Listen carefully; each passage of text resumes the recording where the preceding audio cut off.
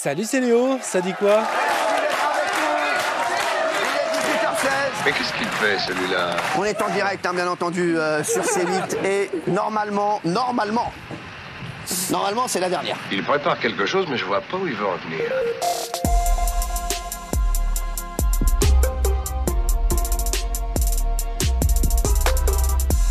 Clap de fin pour C8 et NRJ12. Ce vendredi soir à minuit, les deux chaînes s'éteindront, non renouvelées par l'Arcom, en particulier pour C8 à cause des nombreux dérapages de son animateur vedette, Cyril Hanouna. Allez, T'es un irresponsable, Cyril. Toi, Et tu fais du mal à la t'es un France. abruti. T'es quoi dans la vie? Je suis maçon. J'aime bien les maçons. L'adrénochrome, c'est du sang d'enfant qu'on prend sur des enfants de 3 ans. Fake news, canular homophobe, insulte un député LFI. Il a causé comme ça 7,6 millions d'euros d'amende à sa chaîne, mais reste visiblement un investissement rentable puisqu'une autre chaîne est prête à l'accueillir à partir de septembre prochain. Je vais demander au chroniqueur de descendre. Il l'a annoncé dans une mise en scène hier soir pour sa dernière émission sur C8, en emmenant toute son équipe en bus devant le siège de l'heureux élu, le groupe M6. Dès le 1er septembre, on arrivera pour une quotidienne sur W9. S'il vous plaît, pour une quotidienne sur W9. Et je voudrais remontrer, regardez, parce que voilà, on est bien accueillis. Voilà. Ouais, le bus de Cyril Hanouna, voilà, accueilli par un écran géant sur le bâtiment d'M6. Bienvenue Cyril. Et c'est pas la seule annonce qu'il a faite hier soir, puisque avant septembre, TPMP ne va pas vraiment s'arrêter. Dès lundi, l'animateur sera de retour en direct, mais sur YouTube, Dailymotion et sur toutes les boxes télé. J'ai monté une chaîne qui s'appelle Zoubida TV. C'est vrai en plus, voilà. Tiens, je ne connaissais pas ce procédé-là. Il ne la lâchera sous aucun prétexte. Alors la direction d'M6 assure qu'Hanouna vient pour une émission sans polémique ni politique. Et ça, les journalistes du groupe, décidément mal à l'aise, ont du mal à le croire.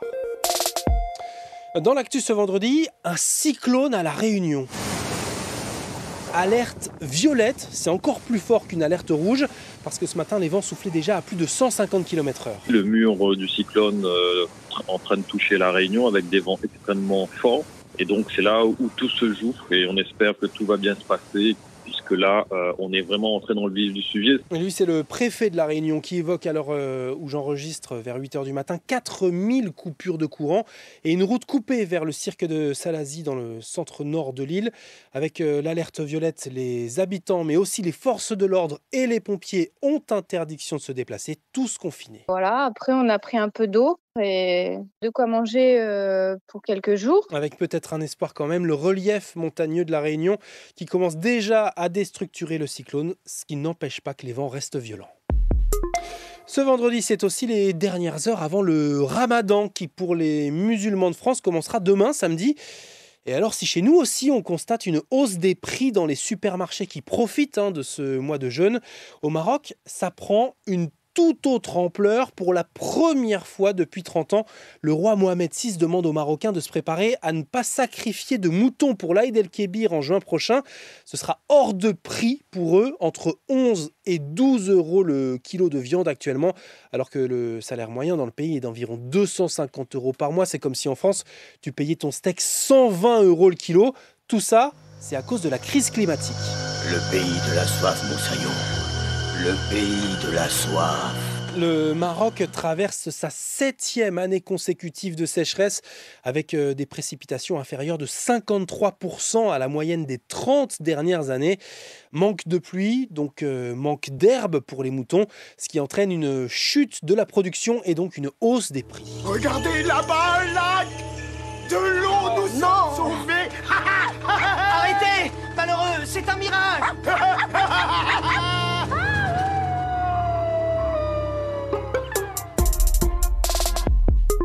Allez, ce soir, c'est le grand rendez-vous du cinéma français.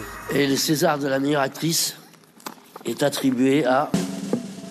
Alors, Adèle Exarchopoulos pour L'amour ouf, Afzia Herzi pour Borgo, Hélène Vincent pour Quand vient l'automne, ou Zoé Saldana, voire même Carla Sofia Gascon pour Emilia Pérez, malgré les polémiques sur ses tweets racistes. Réponse à partir de 20h45 en clair sur Canal+, avec 2 favoris, 14 nominations pour Monte Cristo et 13 pour L'amour ouf. Allô mon amour, c'est pas moi, faut que j'y croie. Cette 50e cérémonie des Césars sera celle d'une année exceptionnelle pour le cinéma français. Même si 18% des Français n'y vont jamais, selon une étude de l'Ipsos révélée ce vendredi par mes collègues de France Inter. 180 millions d'entrées réalisées en 2024, avec tout en haut du box-office, un petit truc en plus d'Artus, qui n'est pourtant nommé qu'une fois pour le César du meilleur premier film. Clic, clic, pam, pam, pam. Qu'est-ce qu'on dit au chauffeur? Fils de pute! C'était Léo de France Info. Allez, ciao. Vive l'Académie, vive la France, avec César et vive mes amis d'enfance.